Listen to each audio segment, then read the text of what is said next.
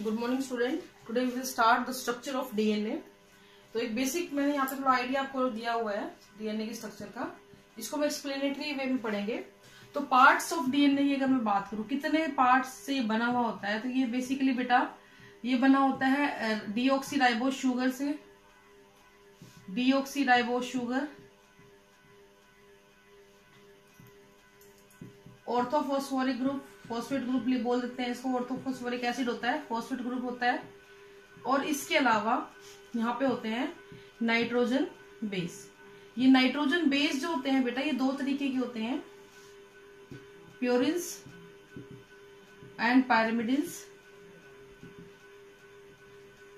Purines and pyrimidines. Purines are double ringed structure, ये बड़े होते हैं, डबल रिंग्ड स्ट्रक्चर होती है।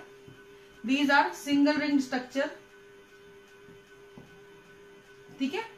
प्यूरिन्स को हमने दो हिस्सों में बांट दिया है, एडेनाइन एंड ग्वानिन। और ऐसे ही पायरिमिडिन्स को डीएनए में हमने दो जगह पे बांटा है, साइटोसिन,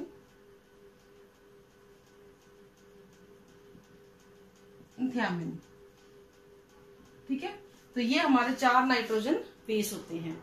इस डायग्राम में आप देखिए जरा, जो पी में लिखा है that is the phosphoric group, S stand for sugar and N stand for nitrogen base. यहाँ पे देखिए जरा, ये कुछ मैंने गैप भी दिया हुआ है बीच में।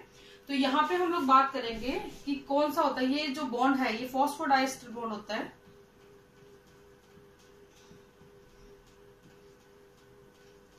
ये वाले जो बॉन्ड है ये वाले, ये दोनों कौन से बॉन्ड होते हैं बेटा? हाइड्रोजन बॉन्ड होते हैं। अब हमने डीएनए का स्ट्रक्चर की अगर मैं बात करूं तो ये डबल हेलिकल स्ट्रक्चर होती है, डबल हेलिकल स्ट्रक्चर है। डबल हेलिकल स्ट्रक्चर दो हेलिकल से बनी होती है, ये एक ये और एक ये। Both strands are complementary to each other, दोनों स्ट्रैंड एक दूसरे के कॉम्प्लीमेंट्री होते हैं, ठीक है। They both run antiparallel, they run antiparallel to each other. तो अगर इनकी पोलैरिटी की बात करें तो अगर एक की पोलैरिटी 5' है तो उसके सामने वाले की 3' होगी। इसी तरह 5' के इधर 3' और 3' के इधर 5' होगी। तो इस तरीके से एंटी पैरेलल होते हैं ये। अब हम बात करते हैं, यहाँ पे कुछ टर्म्स आती हैं, that is nucleotide and nucleoside. तो जब भी राइबोज शुगर जो है आपकी, जो शुगर है, जब वो नाइट्रोजन बेस से जुड़ जाती है तो बनता है आपका न्यूक्लियोसाइड। क्या बनता है बेटा? न्यूक्लियोसाइड बनता है। जब आपका नाइट्रोजन बेस, शुगर और फॉस्फेट भी जुड़ जाता है तो उसको हम क्या बोलते हैं बेटा? न्यूक्लियोटाइड, यानी बंध गए आपस में, सारे स्ट्रक्चर आपस में बंध गई हैं। अगर हम इसके डायमीटर की बात करें तो ये 2 नैनोमीटर का होता है और 20 आर्मस्ट्रॉन्ग। अगर हम इसकी नॉर्मली वैसे बात करें तो आपको मैंने बताया था पिछले लेक्चर में भी कि ये हेलिकल होती है। हेलिक्स की तरीके से होती है, इस तरीके से ये हेलिक्स की फॉर्मेशन में होती है। तो हर टर्न जो होगा वो लगभग कितने आर्मस्ट्रॉन्ग का होता है? 34 आर्मस्ट्रॉन्ग का होता है। और हर टर्न के बीच में जो नाइट्रोजन बेस लगे होते हैं वो कितने होते हैं? 10 होते हैं नाइट्रोजन बेस। और ये किसमें मिलता है बेटा? कल मैंने आपको बताया था बीडीएनए, उसमें उसकी बात हम लोग कर रहे हैं। तो डायमीटर, अगर हम चौड़ाई की बात करें डीएनए की तो 20 आर्मस्ट्रॉन्ग या 2 नैनोमीटर। अगर हम इसकी एक टर्न की बात करें, एक घुमाव की बात करें तो इट इज 34 आर्मस्ट्रॉन्ग। और हर टर्न के अंदर लगभग 10 नाइट्रोजन बेस होंगे। तो दो नाइट्रोजन बेस के बीच की दूरी कितनी होती है बेटा? 3.4 आर्मस्ट्रॉन्ग। तो इस तरीके से ये बना हुआ होता है। यहाँ पे जो नाइट्रोजन बेस होते हैं बेटा वो एक पर्टिकुलर स्ट्रक्चर से बने हुए होते हैं जिसको हम बोलते हैं DAMP, that is deoxy adenosine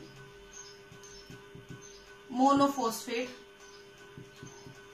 ठीक है। ऐसे ही DGMP तो deoxy guanosine monophosphate, DCMP, deoxy cytidine monophosphate और DTMP that is deoxy thymidine monophosphate. इस तरीके से ये बने हुए होते हैं। एक चीज ध्यान रखना, जो बैकबोन होती है आपके डीएनए की वो किससे बनती है, वो बनती है शुगर और फॉस्फेट से बनती है। और उनके जस्ट यानी कि शुगर और फॉस्फेट आपकी बैकबोन बनाएगा, उनके जस्ट राइट एंगल पे क्या लगे हुए होते हैं, आपके नाइट्रोजन बेस लगे होते हैं। प्यूरिन के साथ हमेशा क्या एक जुड़ेगा बेटा, पिरिमिडिन जुड़ेगा, यानी कि एडेनिन के साथ हमेशा क्या जुड़ेगा, थियामिन, गुआनिन के साथ हमेशा क्या जुड़ेगा, साइटोसिन। अब आप एक चीज यहाँ पे नोटिस करिए, जब भी मैं लिखती हूँ या थियामिन को लिखूं ऐसे लिखे, तो जब मैं G और C लिख रही हूँ तो मैं 3 डंडे बना रही हूँ, बीच में A और T लिख रही हूँ तो 2। इसका मतलब क्या है यहाँ पे बेटा कि A और T को जोड़ने के लिए 2 हाइड्रोजन बॉन्ड की जरूरत है। ये एक प्यूरिन है, ये एक पिरिमिडिन है। गुआनिन और साइटोसिन, ये में इनको जोड़ने के लिए 3 हाइड्रोजन बॉन्ड की आवश्यकता पड़ती है। तो एडेनिन और थियामिन या थियामिन और एडेनिन के बीच में कितने हाइड्रोजन बॉन्ड, 2 हाइड्रोजन बॉन्ड। इनके बीच में कितने, 3 हाइड्रोजन बॉन्ड। अब ये 3 हाइड्रोजन बॉन्ड कौन कौन सी पोजीशन पे होते हैं, first to first position, second और 6th पोजीशन पे, और 6th एंड 2nd पोजीशन पे ये 3 बॉन्ड जो होते हैं। अगर हम A और T के बीच की बात करें तो ये 1st और 3rd पोजीशन पे होता है और 6th और 4th पोजीशन के बीच में होता है carbon, 6 number carbon, 4 number carbon की अगर हम बात करते हैं।